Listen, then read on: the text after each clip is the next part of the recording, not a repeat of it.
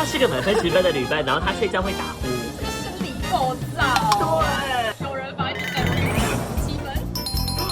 他如果说是可以控制一下，可以控制打呼。他是个满分10分的旅伴，但是他进门 check in 的时候都不会敲门。1分，这个太过分。他可以有这个算命的东西。而且我现在都会讲3国语言，不要呢 ，sorry， 你知道吗？我收到，你也收到了。他是个满分10分的旅伴，然后他年度都一直在拍 reels。那不就你吗？对。他也自己给他8分。他是个满分10分的旅伴，然后会穿饭店拖鞋去吃早餐。还好吧，我就会啊。饭店的拖鞋不就是应该穿在房间里吗？大家的看法是什么？他是个满分10分的旅伴，但是他讲话不太好笑。啊，7分啊！我想说我好笑就好。他是个满分10分的旅伴，然后他10点就要上床睡觉。3分，太扫兴了。这样有8分，不要再帮你自己讲话了。